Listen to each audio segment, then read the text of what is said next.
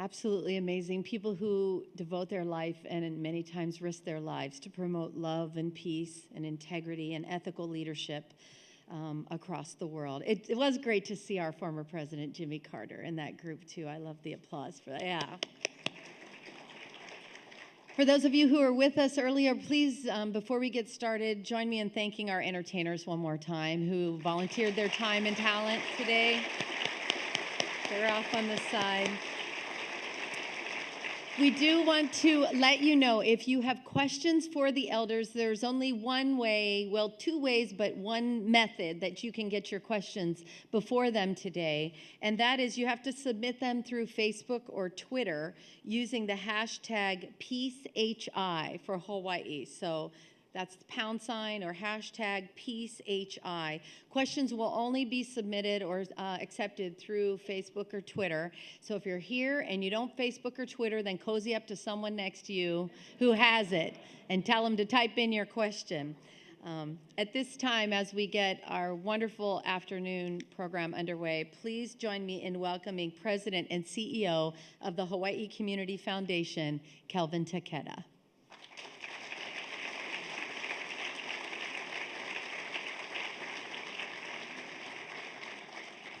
Wow, welcome. You know, each day, headlines demonstrate the daily strifes in places like Gaza, Syria, Ukraine. Nearly every week, we hear another crisis resulting from issues like climate change, human rights violations, and refugee crises. And the need for solutions have never been greater. And the challenge for us, individually and collectively, is embodied in the question, what can I do? What can we do? When the Hawaii Community Foundation started the Pillars of Peace program in 2012, we hope to inspire our community to practice compassion, mindfulness, and justice. We have been encouraged by His Holiness the Dalai Lama to advance peace through the power of aloha, and reminded by Aung San Suu Kyi that peace takes courage and compassion. And this year, the elders would encourage you to become part of the solution by being part of the global community. The Pillars of Peace Hawaii program would not be possible without the generous support of two individuals, Pam and Pierre Midyar, and I want you to join me in thanking them for their inspiration, their support, and their commitment to making Hawaii this great place to practice peace and to encourage us all to learn from people like the elders.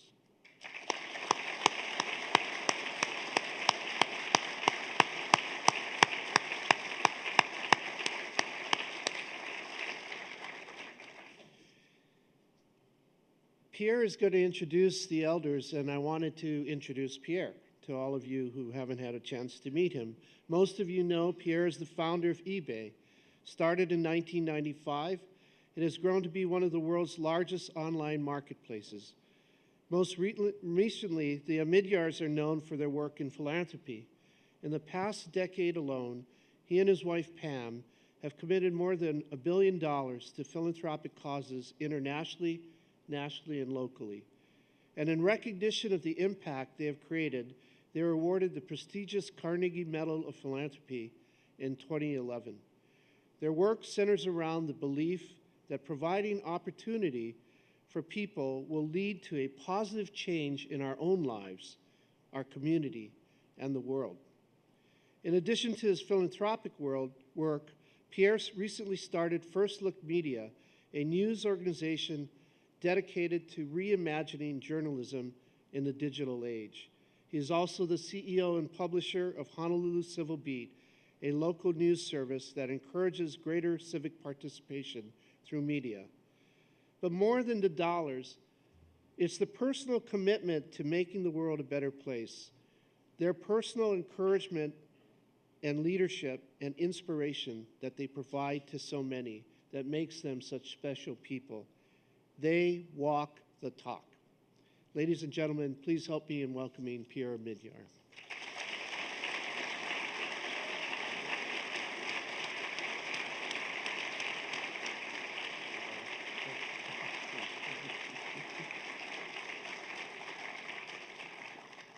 Good afternoon. It's a great honor to be here today and to share the stage with our special guests. I want to thank the Hawaii Community Foundation for sustaining the work of the Pillars of Peace program. We've been blessed to host respected peace leaders from around the world, and this year's program is no exception. We're honored to be hearing from 3 members of the elders. In 2007, faced with ongoing global conflicts and struggles for peace and justice, President Nelson Mandela and a small group of thinkers had the wisdom and foresight to create the elders. Their vision was to bring together an independent group of global leaders who could use their influence, experience, and wisdom to advance peace and understanding around the world. Membership in this group is not given lightly, nor is it bestowed for honor. Elders have spent much of their life and career boldly standing up to forces that prevent peace and fighting for justice and human rights. It was also President Mandela's vision that elders no longer hold public office, so that they're free to act as strong and independent voices, speaking out where others may stay silent. The elders are not just global leaders, they're social revolutionaries. They are change makers. They are pioneering in their work, and they are fearless in their resolve. Together, they are the makers of peace, who have worked to end conflict around the world. They are the builders of peace, who have taught us the value of forgiveness and the importance of compassion. And they have transformed their own countries by leading with their hearts and their minds, by fighting for social justice, by empowering women, and by pursuing nonviolent struggle as a way to make the world a better, more just, and inclusive place. To hear from just one of these elders would be a once-in-a-lifetime experience. But to hear from 3 of them today is truly special. In their own right, each has achieved far more in their lives than most can imagine. Together, their work and impact is staggering. It's not an overstatement to say that their work has touched millions of lives and given people the courage and freedom to inspire others. Our first elder is Prime Minister Gro Harlem Brundtland. In 1981, at age 41, Prime Minister Brundtland became not just Norway's first female prime minister, but also the country's youngest. An incredibly popular leader who held 3 terms, she has long been a champion for human rights. During her career, Prime Minister Brundtland, also a trained physician, has promoted health as a human right, served as Director General of the World Health Organization, and championed sustainable development through her leadership at the Brundtland Commission and her current role as United Nations Special Envoy on climate change. Few people have had as great an impact on the world in such a wide variety of areas as Prime Minister Brundtland. She currently serves as Deputy Chair of the Elders. Our second elder, Hina Jalani, has stood up to intimidation, death threats, imprisonment, and murder attempts while working for democracy and women's rights in her country of Pakistan and around the world. She is known for her saying, "If you see injustice, you have to speak out against it. Otherwise, you are in no position to complain."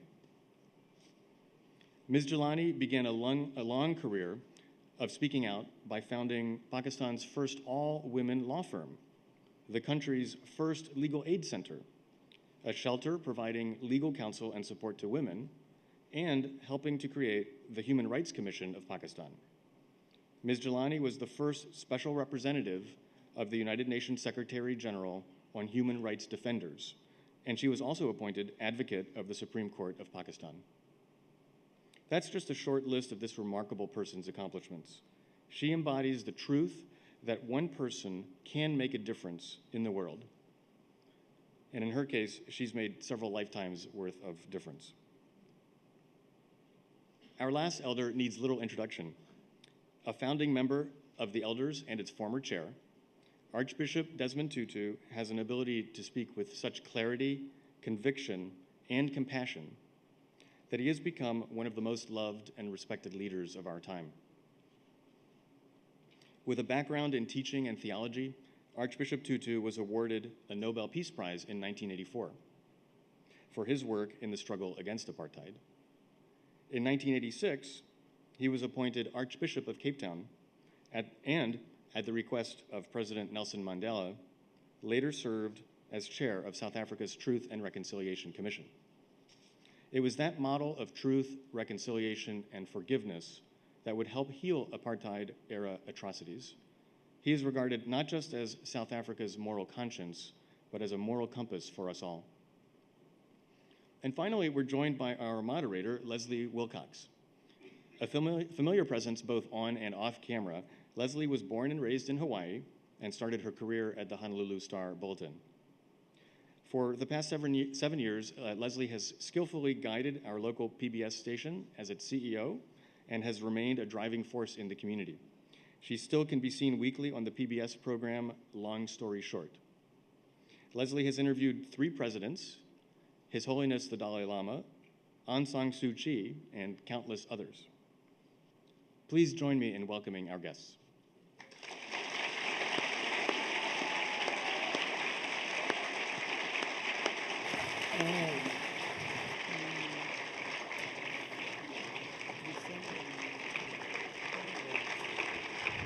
They're on their way.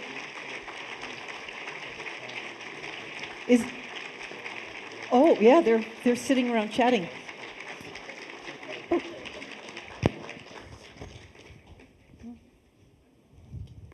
Here they come. Sorry, it's just me. Pierre, they're on the way. I'm so interested in It's a pregnant pause for suspense. Al-Hisaq was in the U.S. just before apartheid ended. He and I were doing a joint teaching course.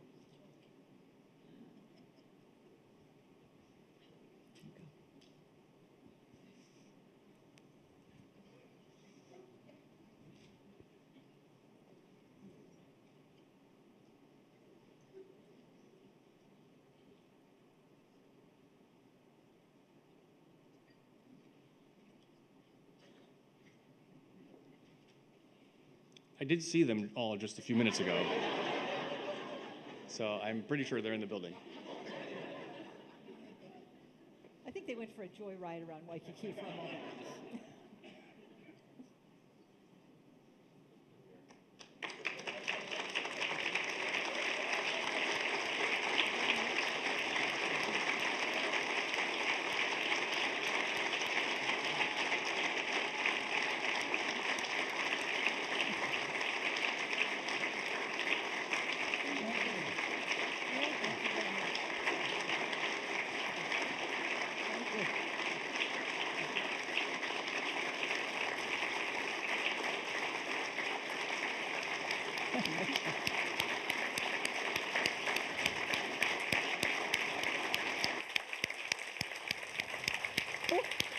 This is dangerous. It's a little dangerous. Aloha kako, everyone. So glad you're here, and we are so glad you're here. Do you know this is the final official speaking engagement of your trip? Yeah. And we're sorry to see you go. Tell me, have you had time in between events to explore and enjoy Hawaii a little? No. Oh. Okay, well, then I'm so glad that you've been to Bishop Museum and Iolani Palace, and you've talked to many leaders in the community and emerging leaders and students. And Pillars of Peace is a cultural program, a cultural exchange. Yes. Tell me, I would like to ask each of you the same question, and then after that we can do a conversational format. But just for this first time, and I'll start with you, Prime Minister Brundtland, is there any moment, any encounter, any insight, any observation from Hawaii that you're going to be taking back to your international work? Well, maybe, I mean, to the international work, to me personally, I would rather say that the girls who were dancing here, that's what really will stick forever in my mind and heart. What about that? What about the hula? Well, they were just so beautiful, so wonderful the way they did this, and the happiness that they conveyed, you know. It was beautiful. Yeah. Thank you. Archbishop?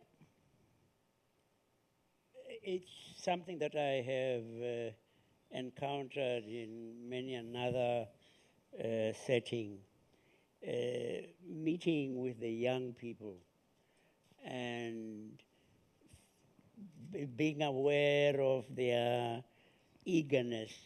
I'm cheating a little bit because I saw somebody showed us some of the reactions of the young people.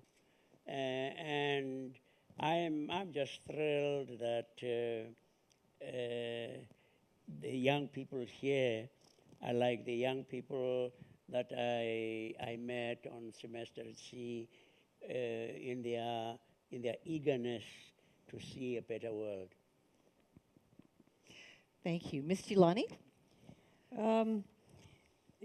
Coming from a place where people are so divided and there are so many reasons to hate each other that they find, it seems so refreshing to be amongst people who enjoy their diversity, who celebrate their diversity. I think it's so precious. I really, really feel that this is so precious that you must guard it. Thank you. I should say before we go on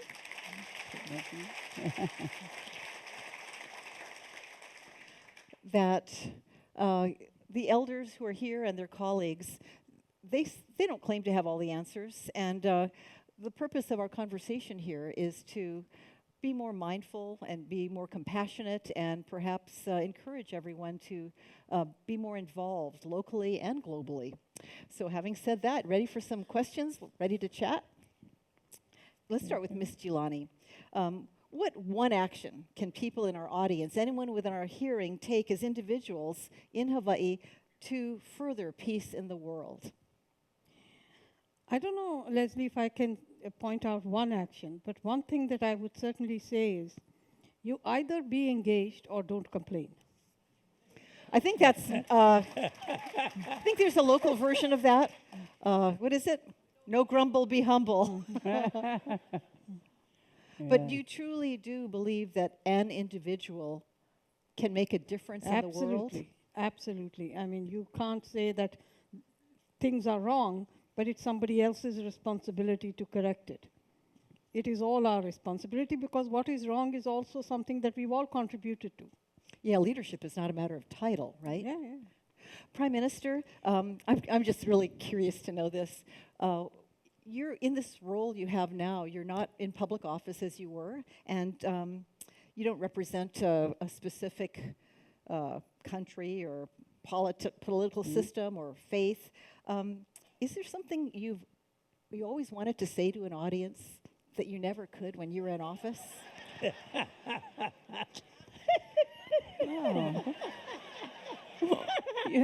In a way, I think I have always been more outspoken than most other politicians. So all the way, I used to say things that people were surprised I dared to say. So I don't know that I have covered up a number of things that, that I could now freely say. And you must have paid politically for saying what you really thought at times, right? Well, it happens, but then some people also admire that you are saying what you're thinking. So it's not, in the political arena, it's not like everybody nods to the same thing and everybody shakes their head on the same. People are listening to their leaders, and they appreciate that they see that what they say comes from their heart. And people can do that even if they disagree with my opinion, This is also a question of sharing a responsible leadership with others in a democracy where people can form their opinions, and they can also judge people based on their values, their personality, and they can disagree without disliking, too. That sounds very utopian, but it happens. No, it happens, yes. Archbishop, all of the world's religions preach a message of peace, and yet and yet religion seems to be a catalyst for discord and for violence. Why is that, and what role do you see religion playing in the future?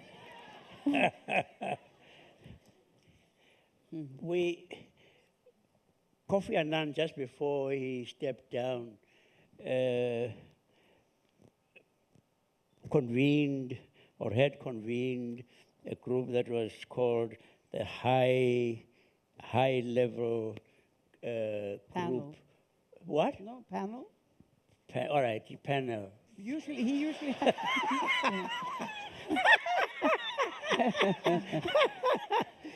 I think you are always right.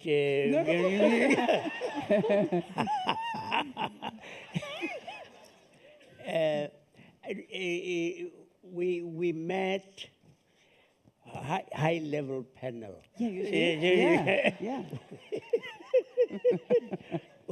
We met in different parts of the world, and you had Jews, Muslims, you name it, and we had the group there. And you know something? At the end of 2 years, after we sat together, coming from all those different perspectives, we were able to produce a unanimous report. And we handed it over to Kofi in Istanbul. And he said,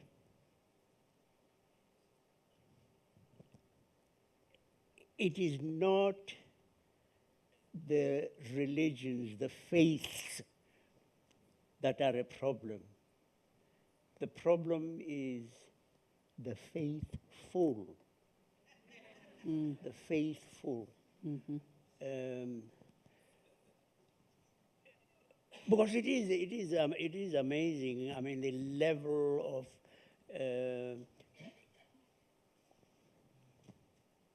agreement that you have. Because just look at what's happened in Northern Ireland. It's not Christians against pagans. It's Christian against Christian. And when you look at the teachings of their churches, nowhere do they say it's good to kill. There's no faith that says that. And yet that's the history of the world, isn't it, in many, many parts of the world? It is precisely, yes, it is. But that's the point, that we come and we put our own interpretations. I see. Miss Gilani, this is true of each of you. Each of you has this unrelenting capacity for outrage, and you've had this fire in your heart for most of your lives. And I know you're aware of far more than we are, of some of the atrocities in the world and individual stories as well as systemic problems. To still have the outrage and still be doing the work you're doing and yet be a proponent of peace, how do you manage that internal balance, that tension, outrage? That kind of connotes emotion and anger, and how do you do that? I've learned, frankly, to control it because I've had to over the years. But the anger that I talk about and the outrage that I talk about is not really in any way contradictory to the desire for peace. This is outrage at trends that make it impossible to achieve the goal of peace anyway. And I think that all of us share this, to use a very strong word, but my English is not so good, just an aversion to injustice. And if you don't have that aversion, then you will not have the motivation to work against it.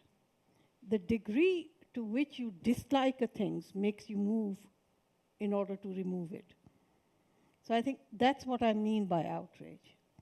That tendency to be outraged, especially when you're a young activist, is very essential, because that is which brings you to take action and then ultimately be at peace with yourself, not because you have achieved what you want to, but because you are comfortable with your own conscience.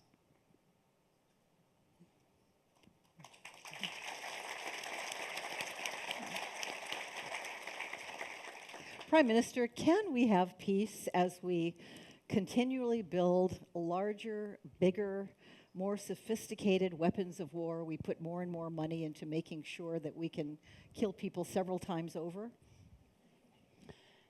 No, the whole spiraling of both weapons in general and specifically nuclear weapons, has been a very bad and dangerous trend over many decades now. However, having said that, also we saw in the 80s and 90s that then the US and Soviet Union, both of them leading powers in the nuclear race, that they did agree to stop and to start pull down. So, however, that process has not gone further enough. And then you have proliferation of nuclear material, nuclear weapons in other parts of the world. And that whole spiral is a danger to humanity, great risk.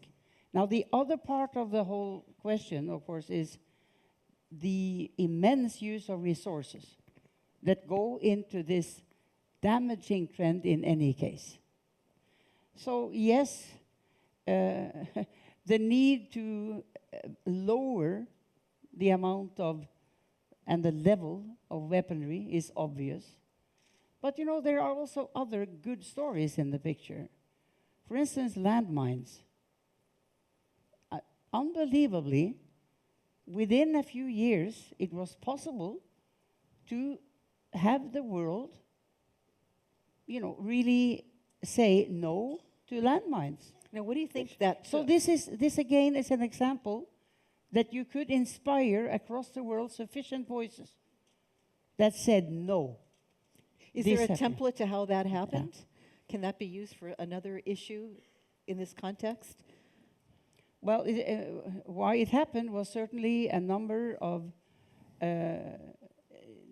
people with determination and with passion that did not give up, but continued speaking out and working on it together until they prevailed. You mean individuals? Individuals right. And organizations, both. Okay. Yeah. By the way, you can't see this, but I got to give props to the captioner. Really good live work there behind you, so that people can read what you're saying. You sound good in print too. About this time, we'd like to start taking questions from those who are here in our auditorium, and also people watching this on live stream. A reminder that questions can be submitted via Facebook or Twitter using hashtag PeaceHI. So the hash mark and then PeaceHI. Just wherever you are, please send us some questions. We do have some questions that have already come in, and I'd like to start with them, if I might. The first one is specifically for Archbishop Emeritus Desmond Tutu from Jennifer Leoiki Drino. And she says, you present a serious message and yet bring it with beautiful laughter. What is the source of your incredible humor?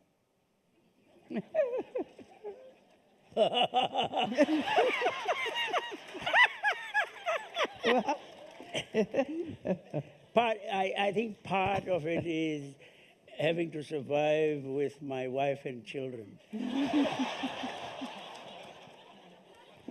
I mean,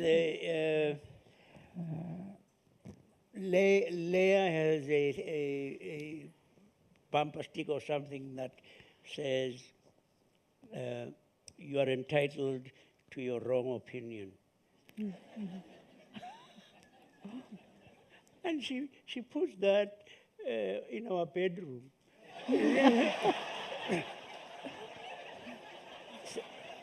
So I have to stand up for my rights.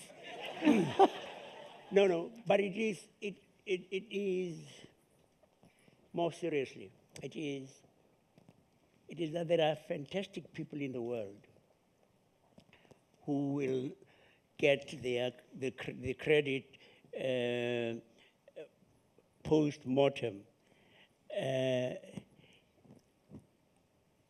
I know that I am being prayed for.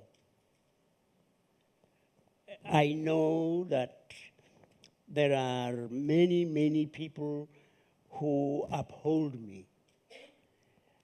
And I mean, I'm sometimes surprised at how smart I turn out. And it isn't, actually, seriously, it isn't my achievement. I believe that old lady in a village church who says, God, help him. She doesn't know maybe which way. And because she said so, I get to be inspired. And I have to remember that I was smart only because of them.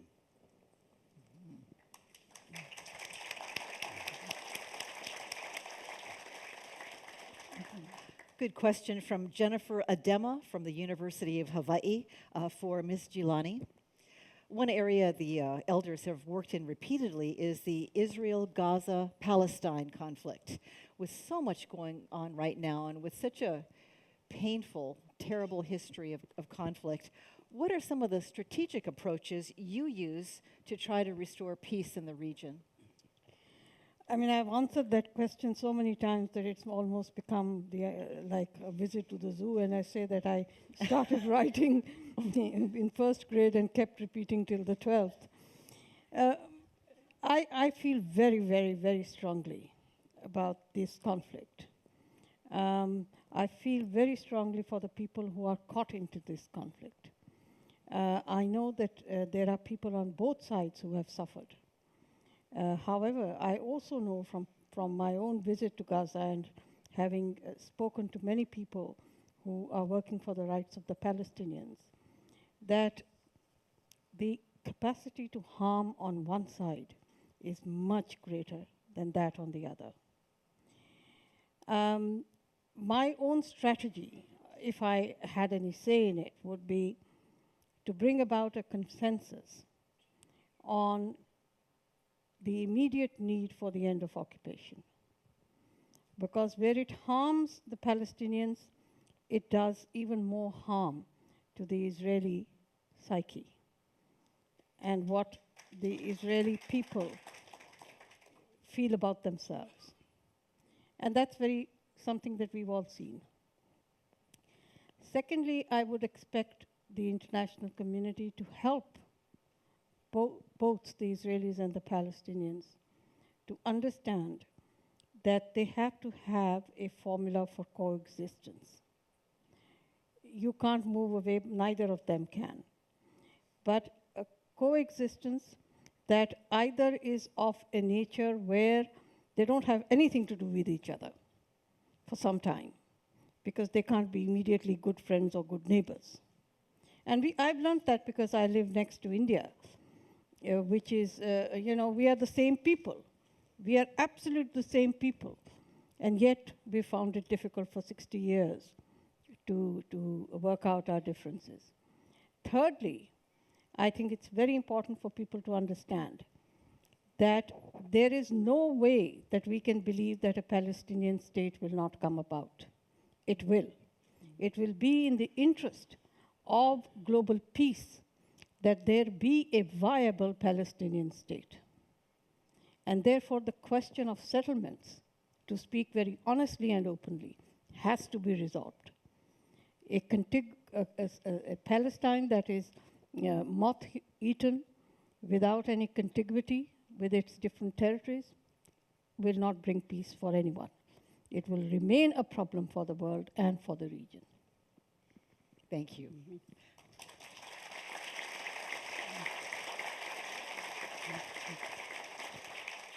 This is from Twitter. Prime Minister, what's the biggest advancement toward peace in the last 20 years?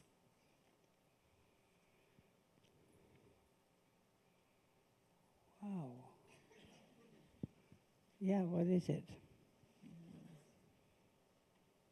Well, you know, in the last nearly 15 years at least, the Millennium Development Goals have been a common understanding and commitment across the world to overcome crucial needs of people across the world in developing nations.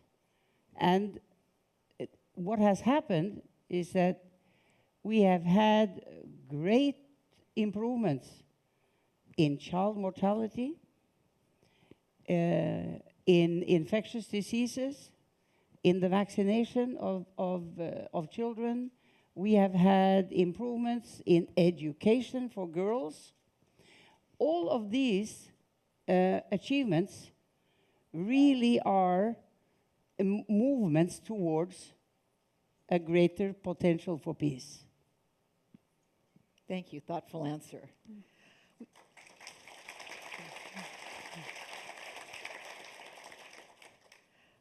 Archbishop, we have several questions along this line. A number of people would like some tips to parents on ways to keep peace in their families, to help their children learn how to be caring and compassionate.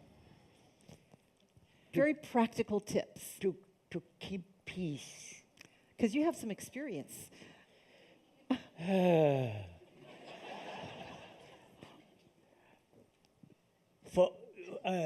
I'll tell you, an African man such as I am,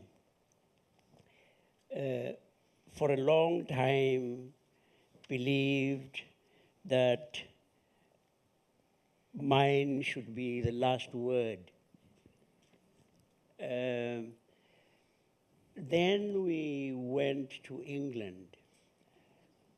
I was going to study at King's College. And Leah and I said we want our children to participate in our discussions at table. And I have to tell you that it was a great agony for an African man to be told by your 4 or 5-year-old, no, Diddy, you are wrong. Oh, no, that is even more polite. That's stupid. That's stupid. I mean, I had to count up to, well, 5. But it is actually, you discovered, I mean, when you say that each one of us in the family are persons with points of view. Of course, you want to guide them by having, as it were, lines within which they operate. And I think, I mean, that helped very much. I mean, just as a small example, I was working for the World Council of Churches and we lived in London. And our children were going to very good schools in London.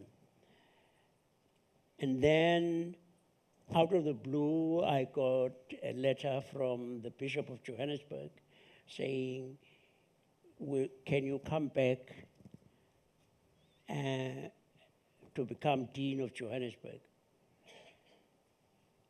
And we did what we had been growing into with Leah. We were sitting around a dinner table, and I said, I've got this invitation. What do you say? And each one of the children participated in that. And all four of the children said, yes, go. We should go back to South Africa. The only person was my wife, who was very, very upset that she knew now that if we went back, the children would not have schools in South Africa that they could attend. They had to go and board in Swaziland. In London, we were buying a house. In South Africa, we didn't have the right to be able to buy a house. But yeah, yes. And we went home. And I think, I mean, it's amazing actually what children can be when, and I think many of you have experienced that. So when you listen, Yeah. when you give them a voice and you listen. Yeah, we tried to. Thank you. Here's a question from Ramona Chin for Ms. Gilani. How can we as American women support women's advancement in developing countries? I think that's an admirable wish, but I think women all over the world must understand that there are injustices around them as well where women are concerned. Violence against women is a universal phenomenon. It is through our own national struggles that we learn how to help others. It's not the status of being developing that make women vulnerable to discrimination, to inequality, and to violence. So I think that's one thing that I want to clarify first. Secondly, how do you help each other? And from my own personal experience, and I was talking about this over lunch this afternoon, wherever women are in trouble, we must raise our voice and never hesitate to help and to bring pressure, especially where women living in environments where there are no freedoms available to them, to be able to mobilize public opinion to support their causes in their own countries.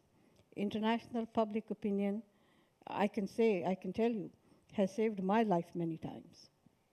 And my imprisonment at certain times has ended, not because the rulers wanted to do it, but because there was too much pressure, not just coming from foreign leaders, but coming from women in foreign countries and women's organizations.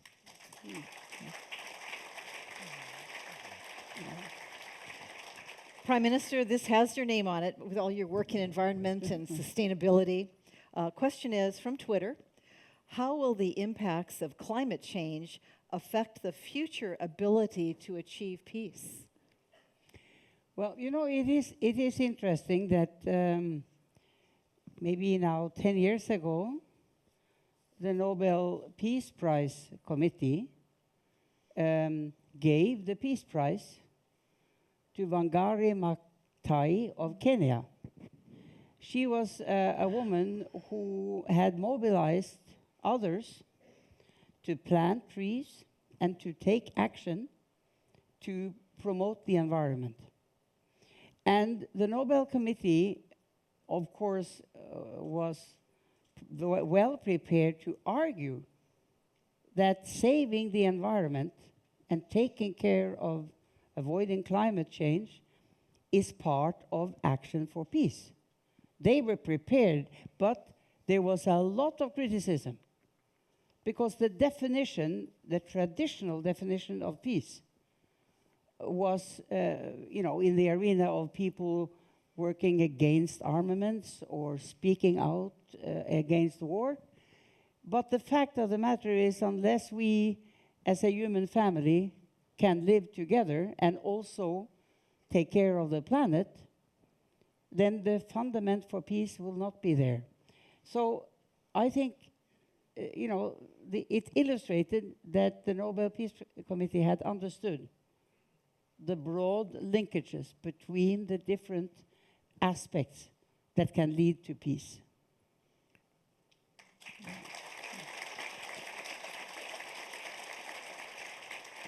And broaden the definition of justice at the same time. Absolutely. Somebody wants to drill down on a question asked earlier. Archbishop, this is for you. It's a lifestyle question. How can we practice peace in our everyday lives, every day? Well, I think that there are various things that we could be doing. One of the interesting bits of the Bible is the part where when Adam and Eve disobey God, they get turfed out of paradise. But one of the interesting things in the description is the fact that they say the ground now brings forth thistles, weeds, where previously it brought up crops and fruit. That our sinfulness or the wrongs that we do are things that spread out. I mean, like waves. And when I do good, when you do good, it is not just an individual thing. It is you, and it's waves that go out and out and out to touch so very many aspects. And so be at peace with yourself. Would it be a good thing to say to all of us that it would be a wonderful thing to start our day, if we didn't, to have a moment of reflection, a moment when you try to be at peace, you, and breathe in God's good air. Breathe in goodness and breathing out the wrong. And be at peace with yourself and with your children and husband, and the waves go out and out and out. Archbishop, you said something Friday in a talk about ethical leadership that we are all here, and I want to ask the Prime Minister and Ms. Giuliani to weigh in on it. What you said was you're talking about the growth, your professional development as a leader, and what was one of the harder things for you, and you said you didn't really intend to go into something that made you hate it. And we tend to think of them as beloved figures, right? But you've each gone through such hate as well. And I just want to ask each of you, Ms. Giuliani and Prime Minister, how does that sit with you? How do you sit in a position of being hated for cause or without cause? Whether you do something or whether you don't. Prime Minister? Well, when I then became the first woman as prime minister in Norway, it was clear that this was new. It was seen by many to be radical, back in 1981. And people who didn't share my party's views and my way, my vision, and my social democratic views, they were using the fact that I was a woman to try to attack my party and what I stood for. Because this was new, there were sufficient people not ready to immediately accept a new way of thinking about the role of men and women. So I had quite terrible types of attacks in that first election campaign in 1981, which were personal and which were discriminatory against the fact that I was a woman who was a leader. Now, that was tough, and my mother, who in fact worked with me, she said, "Gro, why are you taking all this terrible situation?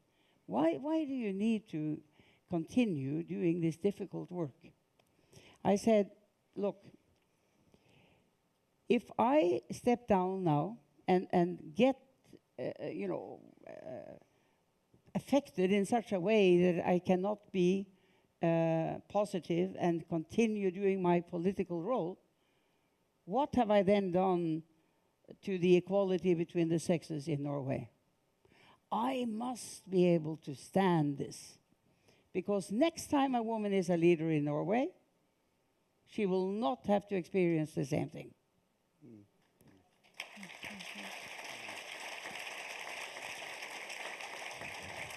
And by the way, not always can you be grateful to see that what you said is true. But I now know, because last year, for the second time, a woman became prime minister in Norway. And she happens to be a conservative. However, I know and I see that she is not being met with the things that I met a generation ago. So I was right.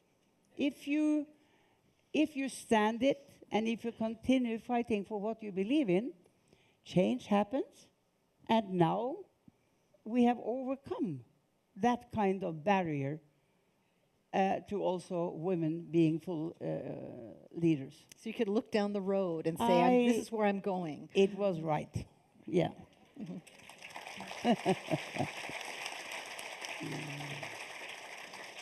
Miss Julani, you mentioned imprisonment. You have taken way more than your share of shots. How do you handle it? Well, let me share a secret with you. I must be, I'm sure, the only person in the world who gained weight in prison. Gained weight. Oh. The practice in our country is that when you are sent to prison, you are weighed and on your entrance, and then weighed when you are released. When I was released, not only I was embarrassed to know, but all my other friends who had gone to jail with me, and we were all released at the same time, they looked at me very, in a very embarrassed way and accusatory way, because the superintendent of jail looked up at me and said, "You've gained 5 pounds." But why I had gained it was not because I didn't see the pain of imprisonment, because the people with whom I was imprisoned were such good company that I still look very fondly at that time in prison. I've been there more than once, but this particular time I really look back at. It was great fun.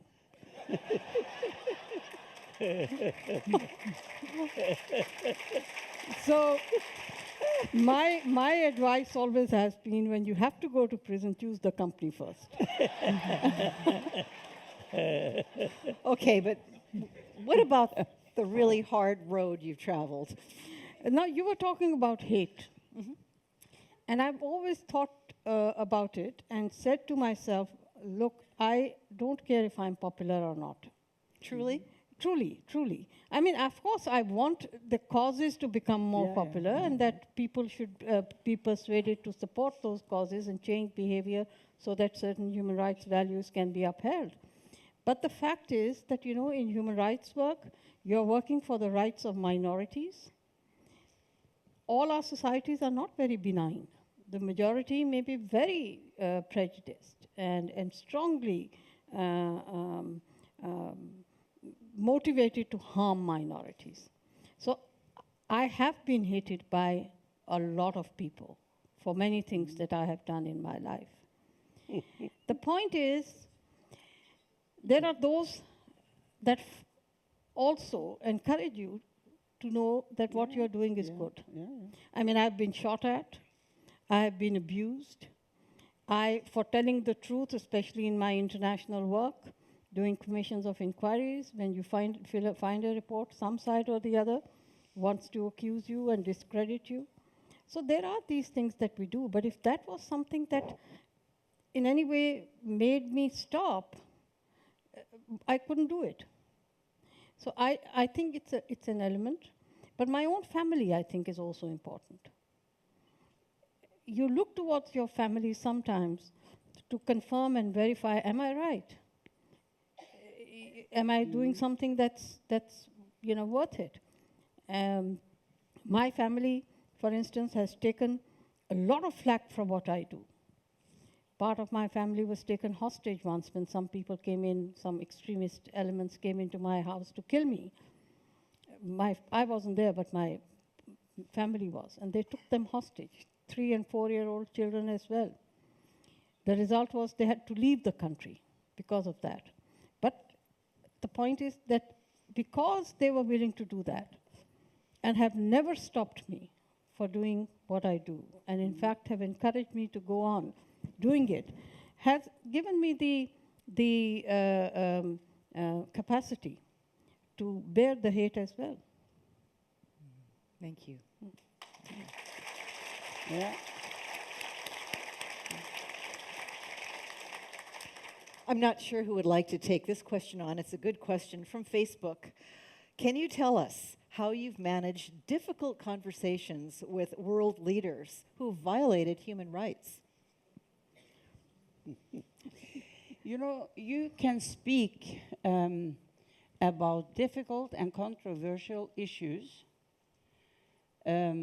if you have had a polite start, if you have spoken with them about issues that are of common concern, and that they feel kind of relaxed in your presence, then you can raise difficult issues and just do it. And sometimes they can get surprised because their staff didn't tell them that this prime minister was going to be so rude that he would raise a human rights issue or somebody that had been imprisoned, you know. But I've done this several times, and it is a successful method. Just say what's on your mind, but don't abruptly do it the moment you come into the door. Then you are able.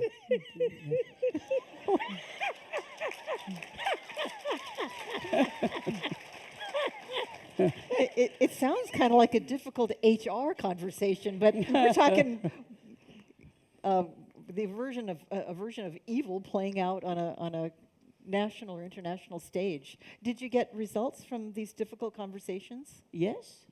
For example, can you tell us? No? Can you not name names, but just No, this is the point. I mean, I can't do that, you know? But I'm talking about leaders of major countries east of Norway.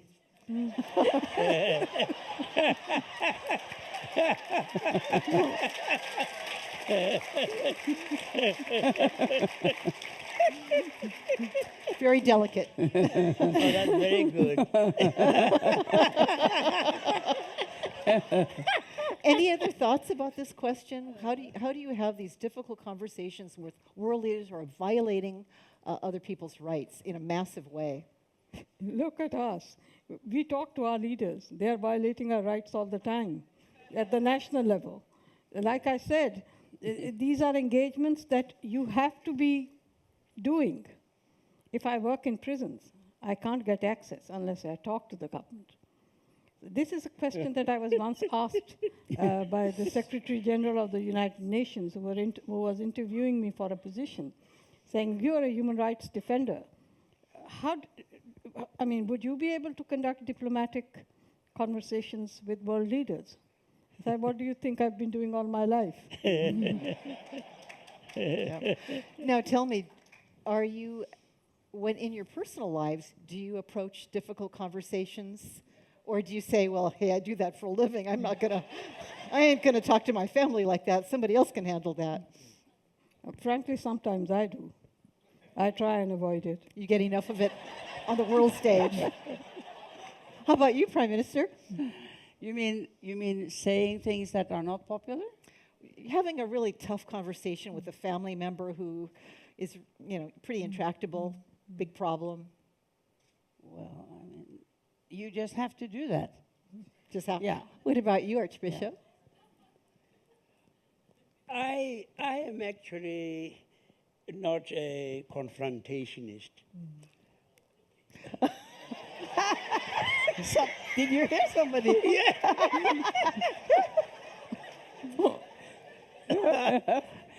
Really, I don't think it's working. We're not believing that. no. My natural Shyness.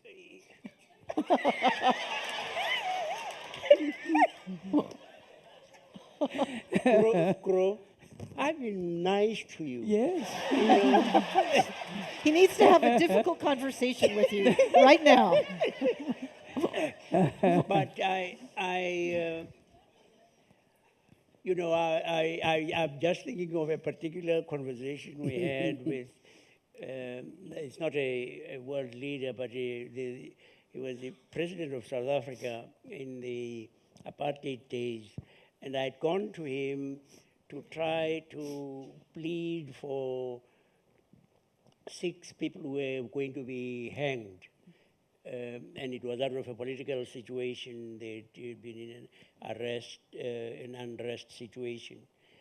And our conversation had sort of 2 levels. When I arrived and I spoke about these people, he was so amicable and friendly. And then he suddenly changed gears. I said, "You, just look at you." And he produced a photograph. I said I'd been marching under a communist flag at a funeral. We used to have these massive funerals. And I said, "You know what? I was not even at that funeral." And he said, and I said, look here, man. Don't talk to me as if you're talking to a small boy. And I said, "I take exception to what you are saying." He said to me, "Take your exception and go."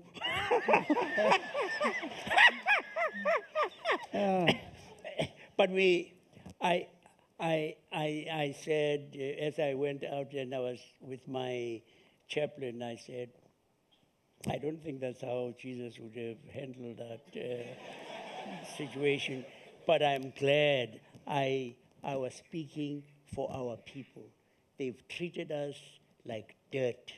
And I knew in that moment when I confronted him that to some extent he would get to know that we were not just rubbish. That our people mattered. But I didn't do that too frequently. It's time for our last question. It's Time has gone by very quickly. I'd like to ask each of you to answer the same one as we started off doing. The business of peace is a very gritty business. And a just and inclusive global community is such a lofty goal. I don't even know if it's a goal that you really have, that we have a just and inclusive global community. Do you think it's possible, and if so, how will it be achieved and when? Ms. Gilani? I don't think that we'll ever have a just world, so to speak. But if we have standards that indicate what justice is and are able then to create mechanisms to bring about justice in accordance with those standards, I think that would satisfy me. So that, when injustice happens, we have something to deal with it. Not expecting that injustice will never happen. It will. Will it happen in your lifetime? It is already happening. I've always felt that we have gone a long way. What we need to learn now is not to be shy of using the methods that we have created for international justice. Thank you. Archbishop?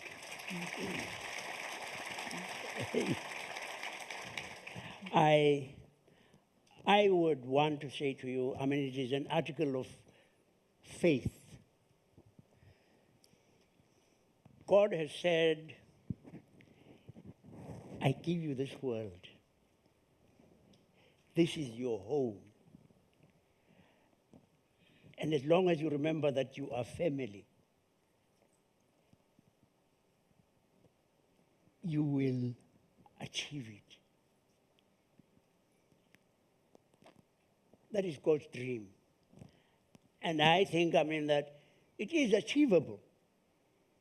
It is achievable. We didn't think that slavery could be abolished. It was almost universal. But it's happened. We didn't think that women would, in many parts now, come to be recognized as equals with their male counterparts. It's happening. We didn't think that we would see the day when a Nelson Mandela walked out of prison. It's happened. And yeah, it is perhaps utopian. Why not? Why not? Mm-hmm.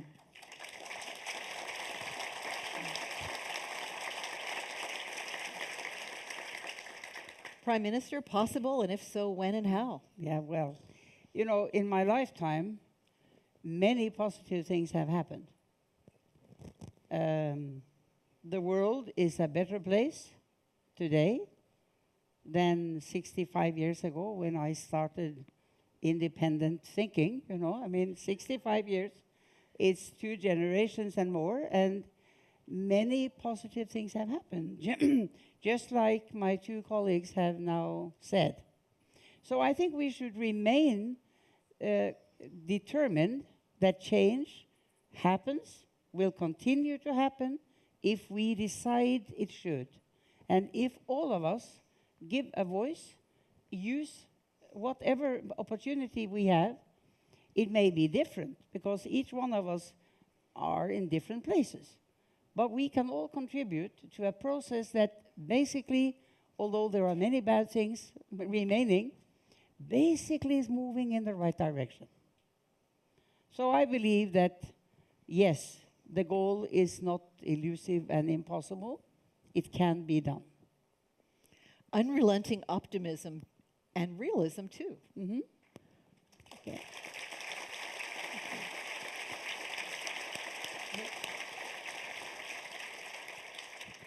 I don't like the word optimism. Why not?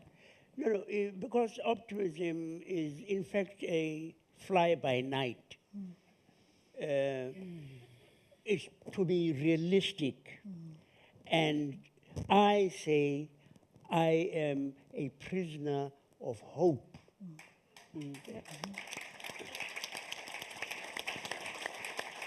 Point taken. Thank you so much. And I think all of us here want to thank you so much for this time you've spent with us. We've enjoyed it and learned from it. You know, there's a proverb that says, walk in the company of the wise and become wise. We've sat with you for a bit, and I think you've put a jog in our step, and thank you for the wisdom you've shared with us. Thank you to you. Thank you.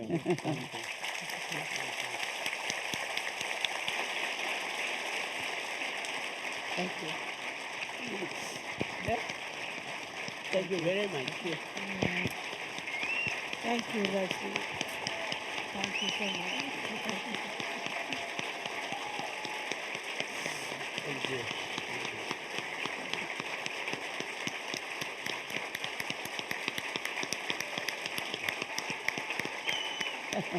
Not leaving yet. Have a seat. Thank you, Leslie, for moderating, and thank you to our elders. We're not done thanking you yet, though. We have another special presentation for you, so please feel free to stay seated. Of course, the greatest way we can honor what has happened here today is to embrace their knowledge and live our lives as part of the global community. And it is the hope of the organizers of this event that each of us is inspired today by the experience and how we can become a pillar of peace in our own lives and in our communities. Your aloha is your gift to your family, your friends, to Hawaii, and to the world. Now, during their 3-day visit, they have encompassed over 8 public and private events, interacted with student leaders and private citizens, and their messages from the events today and yesterday have reached audience throughout the world through live stream webcasts. We'd also like to just take a moment before our closing ceremony to recognize the leaders of the Elders Organization that have joined us for this visit as well. Leslie Ann Knight, CEO of the Elders, over on this side, and Jennifer Woodside, Communications Director for the Elders.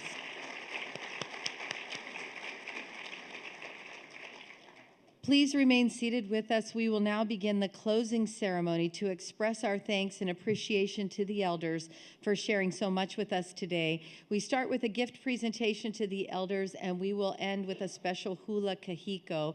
Please welcome to the stage, once again, the hosts and supporters of Pillars of Peace Hawaii. They made this all possible. Pierre and Pam Omidyar and Kelvin Takeda.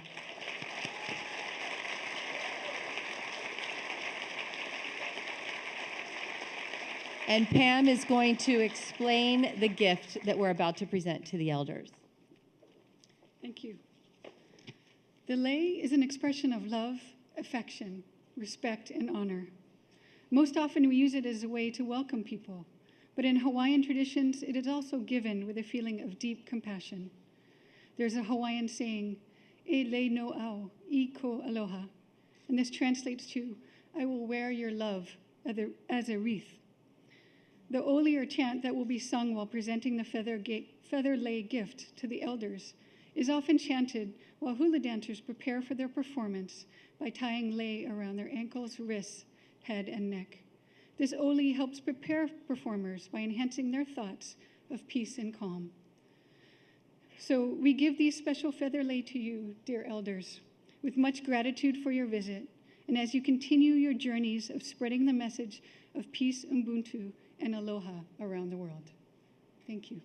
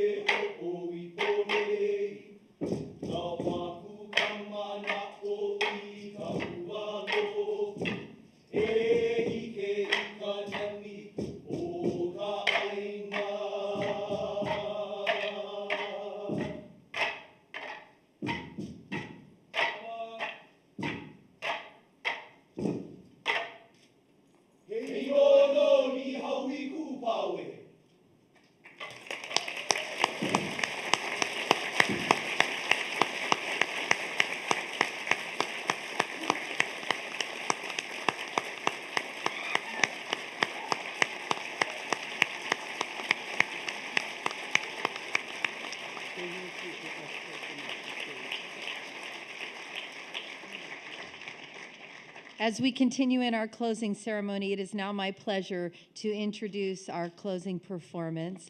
Aya I Ni'ihau Ku'u Pavehe is a traditional mele that speaks of love, natural beauty, and a harmonious balance of human relationship relative to the environment.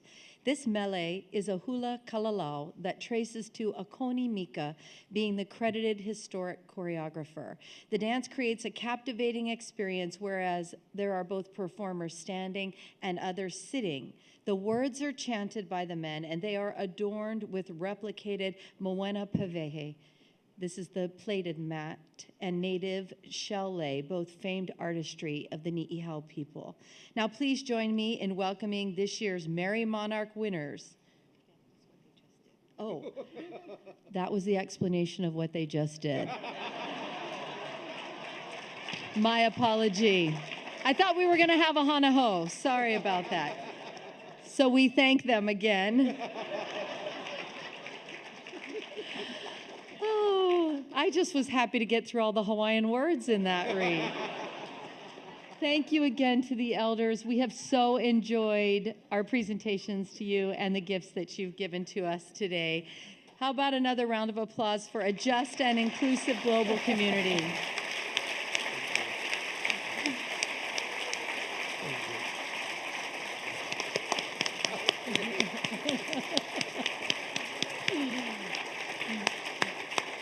Thank you very much. Thank you. Please remain seated as the elders exit the theater.